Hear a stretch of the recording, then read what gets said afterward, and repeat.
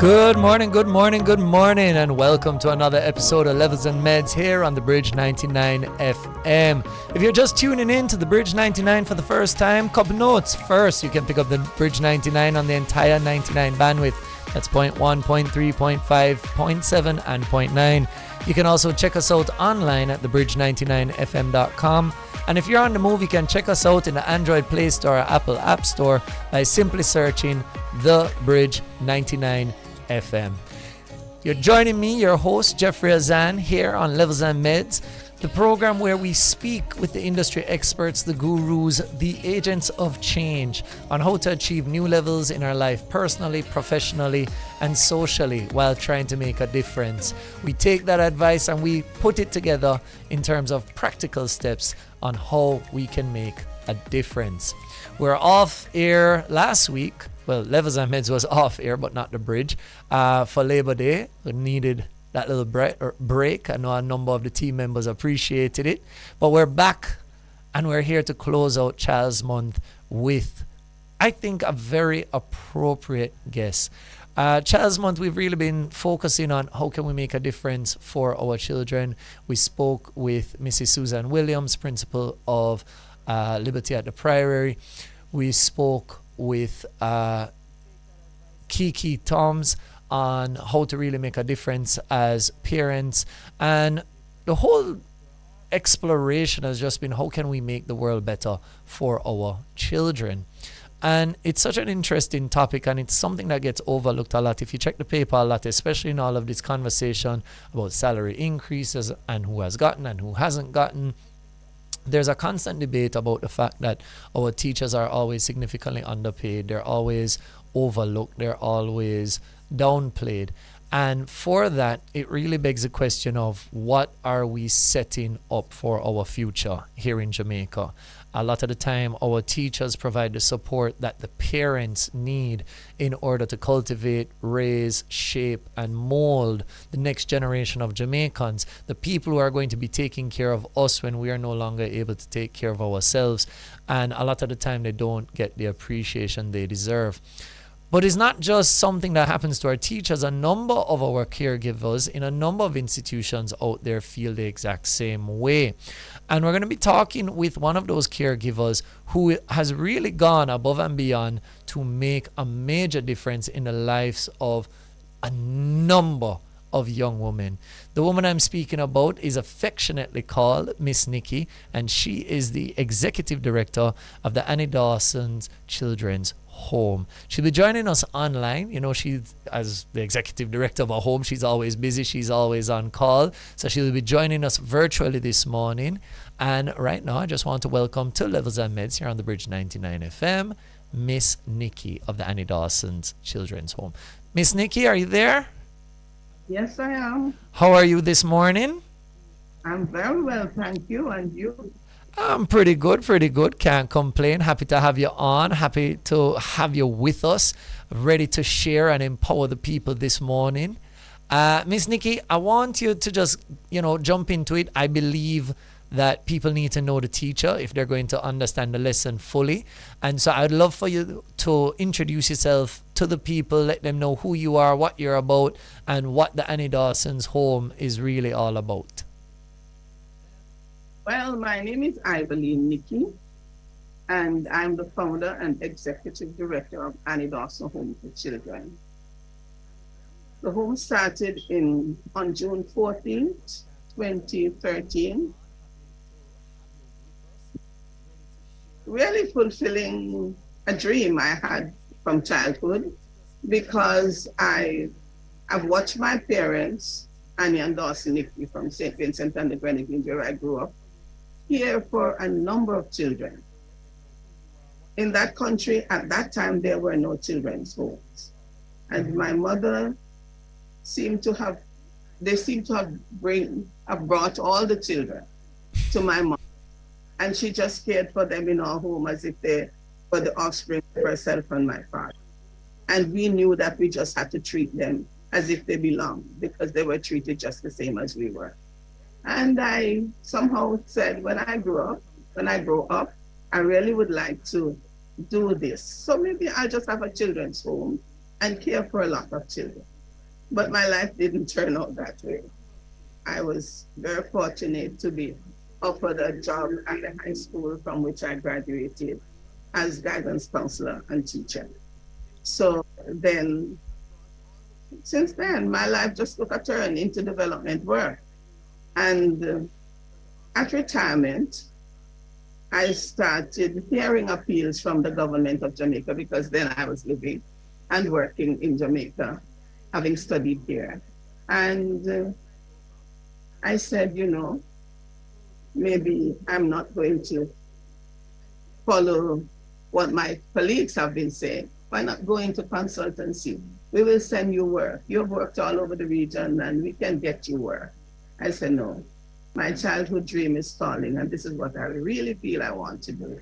And so I started making some preparations. First, I went in and spoke with the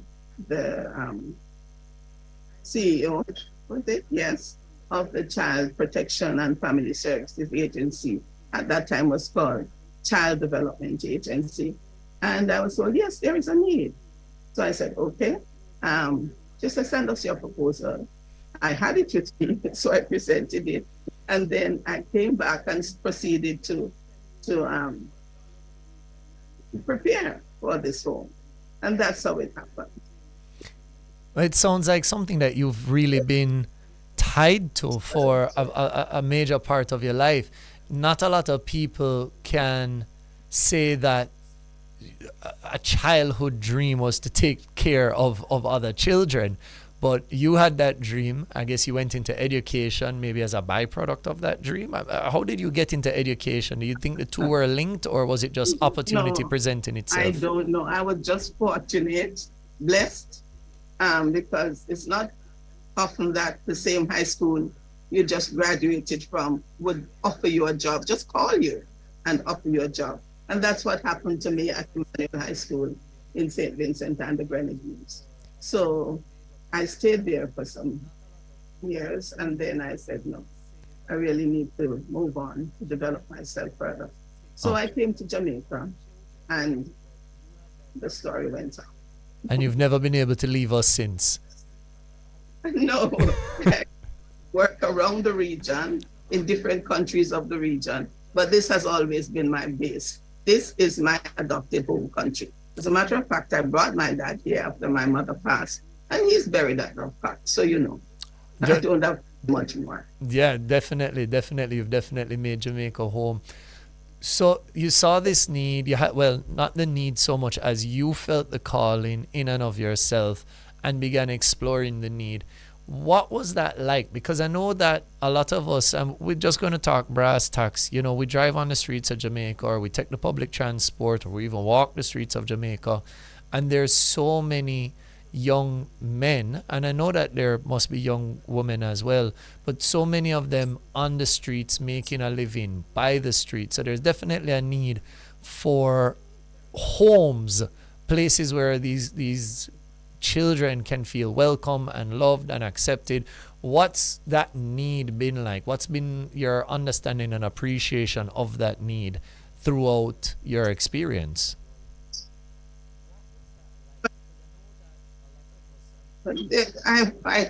Like you said, there has always been that need. We see it every day on the street. And but when you hear the appeal, you do what you could do, because I've always done that. I have adopted children, I have fostered children, and I have helped others along the way to go to school and in different areas of their lives. But there's that longing to do more for so many more than you would be able to do just in your personal setting. And so when I heard the appeal from the government of Jamaica, I said, this is my chance to do it. I thought I would do it while I was young. No, I'm not so young, I'm retired, but I have a lot to give to young people. Definitely. And yes? And I'm saying definitely, I agree 100%. For those of you who have never had the, I'll say, privilege to go by the Annie Dawson home, listen, Miss Nikki has so much to give those little girls, and she continues to give it in the form, and this is first-hand experience. It's not anybody, hey, go say this about Miss Nikki. But I'm here to tell you, Miss Nikki is out there and she's giving love in both the version of affectionate love and tough love, because sometimes, you have to set the boundaries. You're giving them the comforts, you're giving them the routines, you're giving them the celebrations, you're giving them the awards and the recognition. So, I mean, maybe I believe nothing happens before its time. Maybe if you had taken this on earlier in life, you wouldn't have as much to give them in the way of maybe guidance or love or resource or access, whatever the case may be. But I know that your presence here and now is making a big difference for the girls. Truth is, I felt when I came in, well, I should have been here before. This is late. I should have been here doing this before. But I've often been told, listen, what you're bringing now, you would not have had. Because in fact, I have worked in the development field, as I mentioned earlier, throughout the region. And I've had to do with children and young people a great deal. So yes, the experience was good to have that I could bring to the table to help me deal with the situation that I'm working with. Definitely. Now, for those listening, the Annie Dawson home is specifically for girls. Is there any particular reason why you went for just the girls instead of a mix or boys? Is there any particular reason why you went that avenue? Lack of funding. Lack of funding initially. And you would notice we did not call it Annie Dawson Home for Girls. The board decided, first I started with a steering committee and then a board, because I actually started working before the home got started.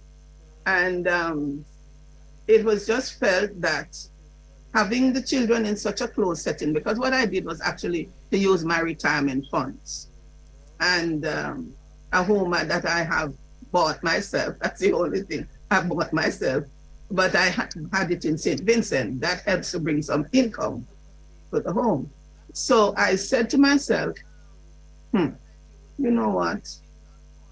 Let's just wait a little bit until we're established, probably manage to get a place of our own or a bigger place where we don't have to have the children so closely put together, like male and female living together.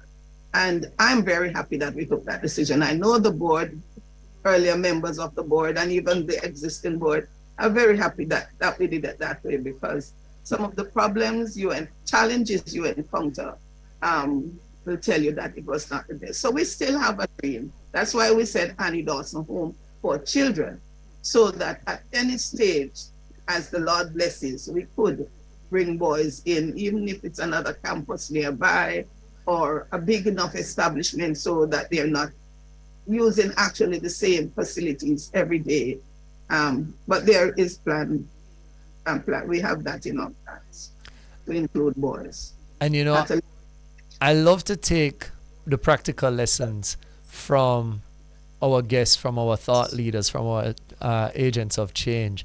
And you said something a while ago, which I really just want to stop and highlight and show an appreciation for, because it's such an interesting lesson which a lot of people don't appreciate.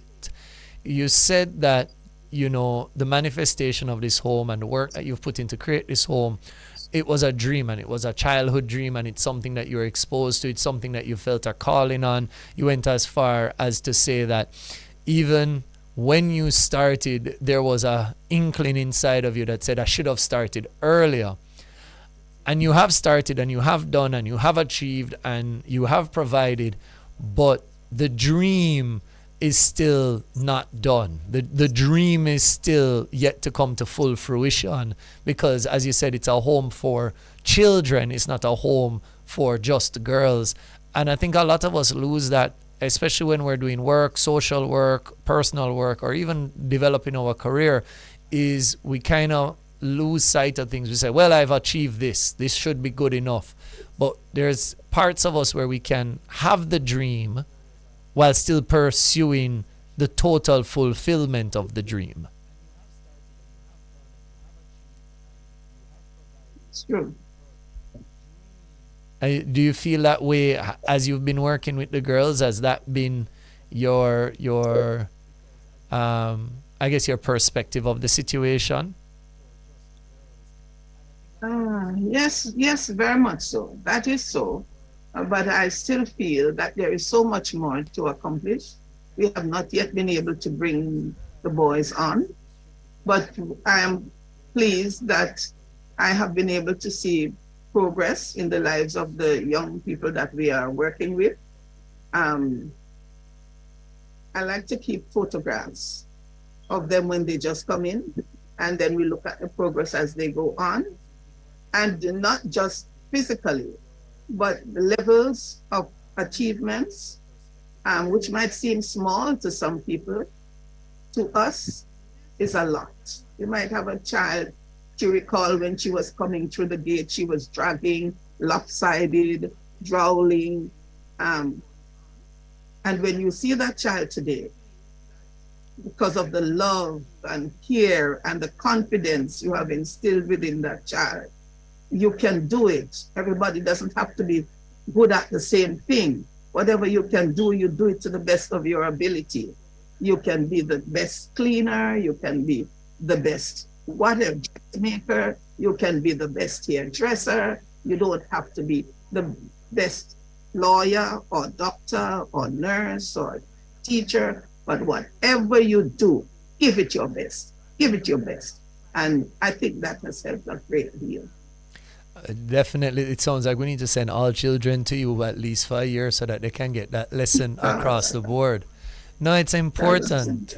It's important and definitely something that is going to make a difference in the lives of the children. Something that is, well, as I said, I have been there. I've with my own eyes seen it, and I'm really happy to hear that you have those testimonies of seeing the changes. And it's something I tell people all the time. When we make a change in somebody, whether through a kind word, a listening ear, an act of kindness, we can't put a dollar value to it because we never know what we are saving that person from, and we never really know what dangers we've diverted them from by simply an act of kindness or a word of kindness.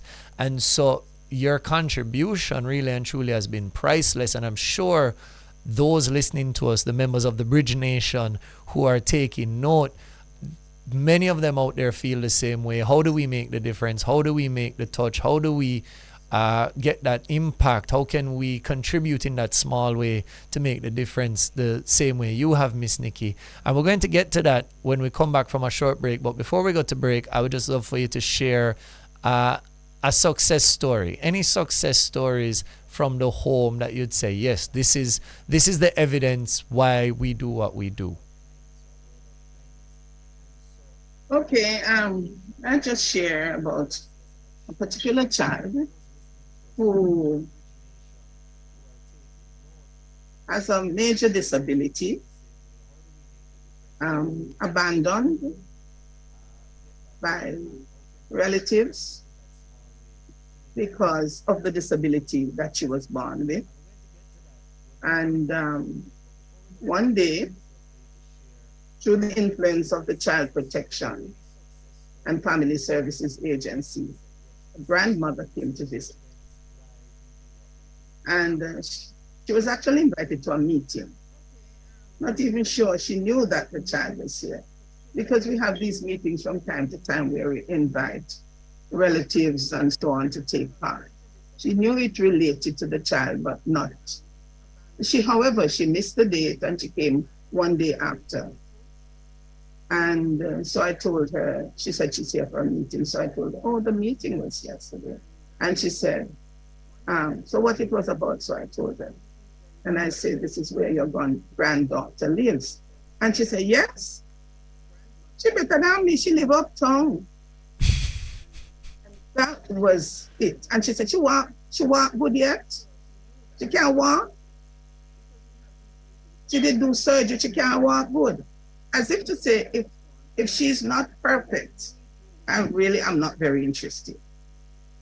And so I spoke with her and told her all these years, It is unfortunate that she never tried to visit the child to find out where she was. And she said, "Them did tell me, them did give me address, but they did not lose it." And they just, if it's not a good child, I don't really have any interest. That's what you could get. And the child really longed, particularly for the grandmother, because the one that did the injustice to her was really the mother, and the grandmother stepped in.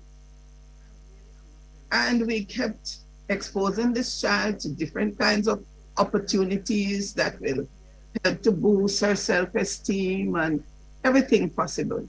I want you to know that this child is currently writing her CSEC exams from, would not go into detail, from being thrown away and found alive after days. Wow. And is bright and brilliant and radiant and happy.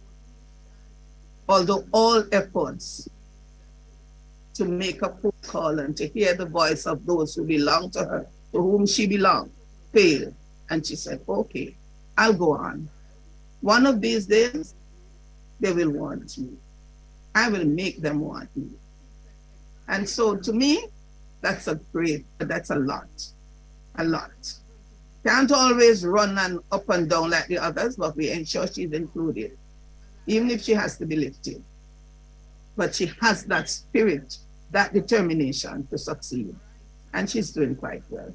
Wow. And we're very best in these exams. Wow. Well, making a difference, one small act of kindness at a time. Folks, we're going to take a quick commercial break here on the Bridge 99 FM. And when we come back talking to Miss Nikki, we're going to see how we can be a part of making the difference that she is working on.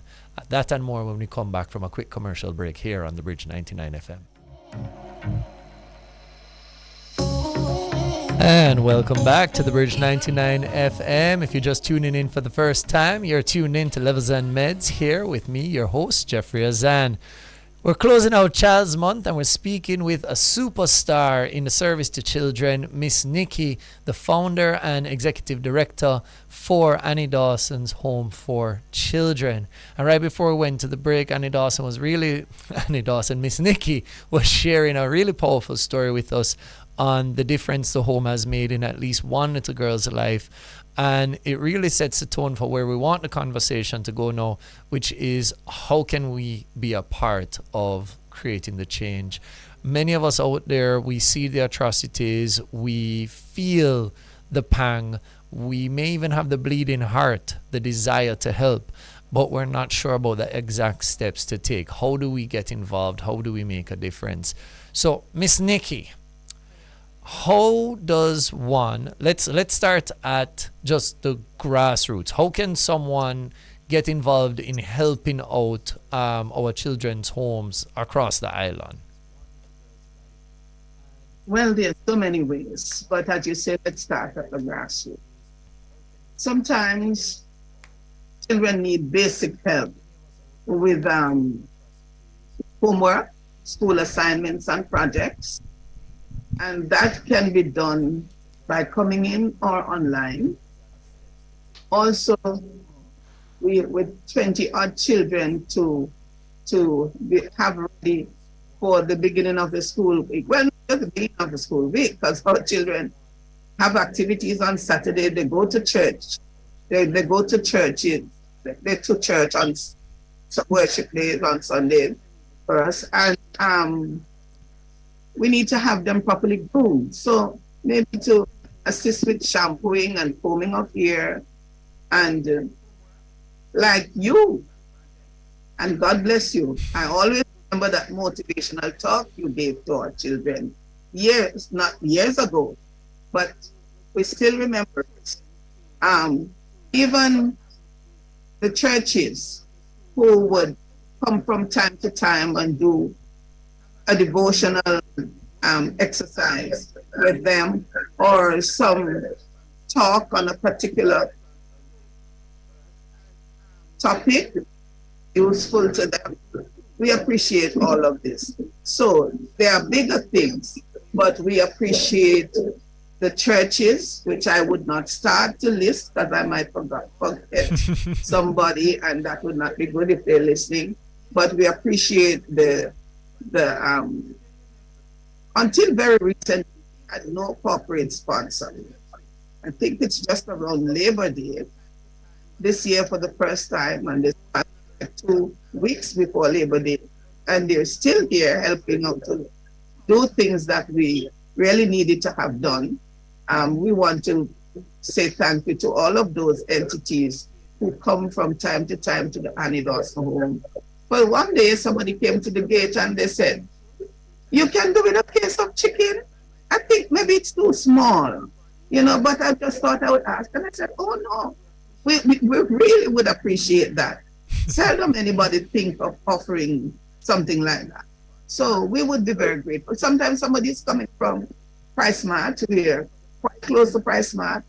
Just stop off, leave some milk and cereal. That's also helpful. So Jeffrey, I didn't do this all by myself. I have done it with the help of all of you, all you wonderful people out there, and my hard-working staff. I don't want anybody to think that the children are always sweet and chirpy. We have all types here, from the mentally challenged, the physically challenged, to those who were brought up fairly decently. We have a mess, and sometimes it's very challenging. There's one child at home, because she insists not even police can get her out. You know how many Sundays I've been dressed for church, and I have to undress because she just pulls up her hair, takes off her clothes. I just have to allow the others to go on. So it is very challenging, but we have not been doing this alone. Apart from our Heavenly Father, who has always provided the wisdom and guidance to deal with it, the people like you and all the others who have supported us in one way or another, we want to say thanks to you, because you have helped us to make whatever we do for the children a success. So, I mean, there's so much you said a while ago. So definitely what we're really talking about is really just get involved, whether it's time, energy, kind, product, fixer up, whatever the case might be, is really just That's about getting right. involved. I want to on that. I want to issue a special call to action, because a number of the schools put, not pressure, I almost want to say it's a requirement, and I can be corrected if I'm wrong, but a number of the schools have required volunteer hours, and I almost want to say, well, while it might not be for everyone, it's an excellent way for students to get those volunteer hours in, if it's even, as you said, just helping with homework, helping to get the kids ready for church, or assisting in whatever way in and around the home to make a difference. So step one, grassroots, as you said, is just about getting involved. Yes. Yes. One second.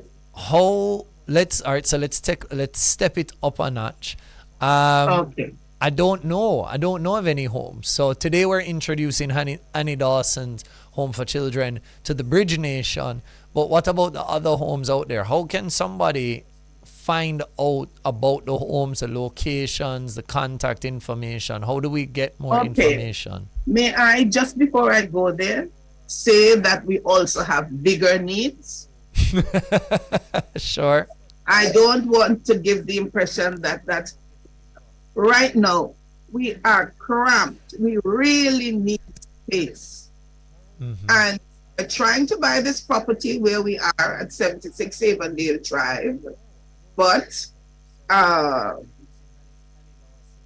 the development work started in earnest in the area, and the prices went way above the valued price at the time of 18 to 19 million. Prices are way up to 50 million now, and there's a whole heap of development around us. We are right now hemmed in. One apartment complex has just been completed, and the property on the other side has just been sold. So you can imagine. Mm-hmm. So we have made an appeal, and thank God, the Ministry of Education came forward and say, we can help you with some lands at Stony Hill. But the process is so long and drawn out. We have already lost funding for it from our friends in the US, which we have made through Food for the Poor. And again, we are about to lose funding. This time the money won't be spent in Jamaica because the red tape with government, it's somehow between the National Land Agency and the Ministry of Education. The process is not moving. And right now they're in the country, would be visiting us anytime this week, meaning our friends again from the US, because we can't come up with land or a building that they can transform. So this is a major problem that because our girls have grown up from babies to, as you can see, graduating and about to transition. So they need much space. And we're having a problem, a major. Also, the vehicle I used to transport the children to school, I drove every morning, pick them up every afternoon, is no more. So we also try to find funding for even a 15-seater bus. And if we get that land at Stony Hill, we're going to need to transport our children back to the city and back home every afternoon. And those calls for Bustamante in the late nights and so on. So that we want to say, those are major needs that we now have. If anybody have the cash to help, if you can pray, we need a miracle. We need for those things to happen and happen soon. So it's not just the small needs in terms of the little help Yes. and the energy, but there are big needs that the homes need as well, especially, as they say, if you do good work, the reward is more work. So what I want Yes. to actually say, for those of you in the Bridge Nation who are listening, who are interested, you can reach out to the Annie Dawson home most directly via their Instagram page, or you can just Google them and you can check them out. And it is, I'm pulling it up because I don't want to, give any false information. You can find them, just search Annie Dawson, ANNIE Dawson, DAWSON, Home for Children. And you can check them out online or on Instagram and just shoot them a message and get involved and see how you can help, see how you can make a difference, how you can support someone trying to make a better way forward for a number of girls across Jamaica. All right, we heard the appeal. Coming back to it, I want to make a difference. I want to get involved in the homes. I want to see how I can learn more about the other homes. How do I get that information? How do I make that connection? Okay, so the agency I mentioned earlier that I went to when it was Child Development Agency is now called Child Protection and Family Services Agency, and they're located at 48 Duke Street, downtown.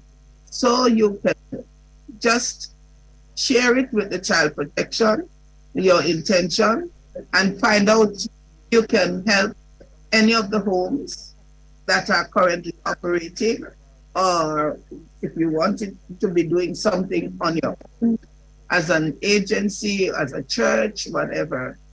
The Child Protection and Family Services Agency is the agency through which you could receive the help that you need. Okay, all right, so we get in touch with them. Now, let's say I have that same burning desire that you had. I have that desire to not just support a home, to not just, get in contact and see how I can be of assistance to homes out there. But I think I have that calling on my life to provide a home for a number of these children. In some cases, for example, in the story you shared, some children who have literally been abandoned and forgotten. And in other cases, children who just due to circumstance have fallen into a bad situation. And I want to provide that home. What are some of the things I need to take into consideration based on your own experience and what you've gone through in building the Annie Dawson Home for Children? What are some things that I would need to take into consideration if I wanted to be that provider of a home? Firstly, you need to know that this is not something you start this month and 2 months down the road, you're ready to shelf. You really have to have a calling and commitment for this type of job. You can be slapped in your face, you can be kicked, you may be spat upon, and you can't just throw the child out again. You have to have this, apart from being Christ-like, you also have to have the necessary training to help you to know that you need to find a particular strategy or try different strategies to deal with different children. Also, you have to have some money or somebody who would sponsor the work that you're doing. Like I use my retirement savings, and of course, I have been drawing on the one house that I have that's not here to back up what I do here. I use gifts from past students and friends in the home without any stipend for up to a year ago. And you wouldn't want to know what my stipend is either, which I keep in the house so that I could, if I am short in any way or any emergency, I can use it. This is how I live. So you have to have somebody out there backing you, or the money that you know can give you a start, because what the child protection would want when you have given them your proposal and they've told you, yes, there is a need for this or that. What they want when they come to you is to see the place laid out with all the beds made up, with the kitchen equipped, with the sufficient bathrooms, depending on how many persons you're catering to. That's what I had to do. I had to have the house. I did for months, almost a year, before they came to do the inspection and to make the approval, the necessary approval. So you have to be dealing with KSSE to find out if they would approve where you are having where you plan to have the facility set up. You have to deal with public health. You have to deal with fire brigade. They have to come in and do the inspection to see the necessary equipment, etc., are in place, and there's so much more. And it's important for transparency that I sat the steering committee before I got started, meaning before the home started. Board, you need to have all of these things in place to ensure transparency and the best care for the children.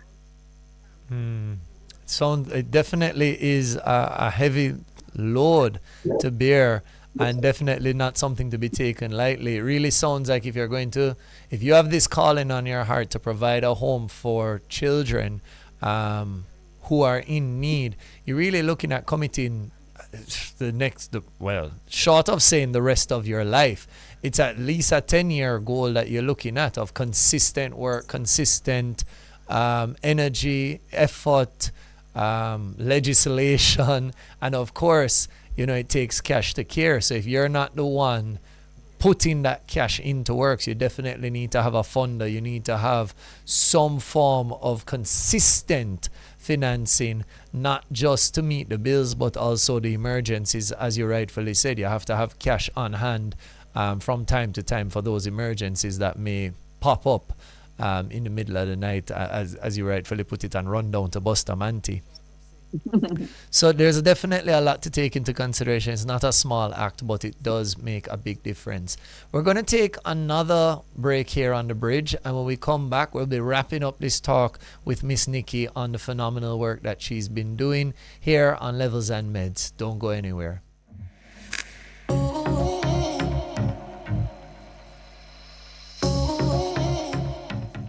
And welcome back to Levels and Meds here on the Bridge 99 FM with me, your host, Jeffrey Azan.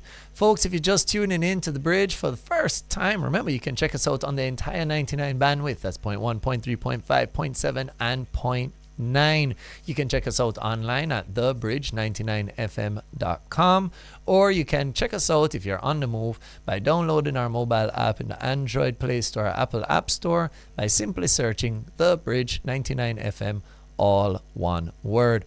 This episode on Levels and Meds, we've been closing out Child's Month speaking with a superstar, Miss Nickie, founder and executive director of the Annie Dawson's Children's Home.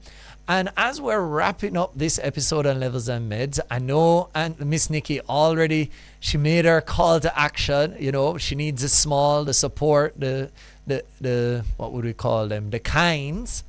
But she also needs some major things. So she is on the way. Big project, trying to get some land. Big project, trying to get a small bus, a 15-seater, to move the kids around. And Bridge Nation, if there's any way you can help, you can definitely reach out and make contact with Miss Nickie online by just simply searching Annie Dawson's Home for Children, and you'll find all of their contacts on there. So, Miss Nickie, we're wrapping up the episode. You've said so much. You've shared so much. I know you have your big missions that you're working towards, but what have been, because we really want people to get involved in making a difference for our children, what has been the rewarding points of doing this? I know you shared a success story with us earlier, but on a personal level, what has been the reward for this?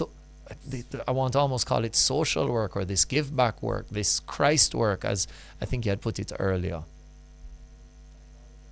Well, overall, you know, it's not just that one child, but you watch the progress of the children over time. Some children coming at even age 11, not being able to identify letters of the alphabet or numerals, and you're just wondering how so many years could have passed with a child attending school and they're at this stage.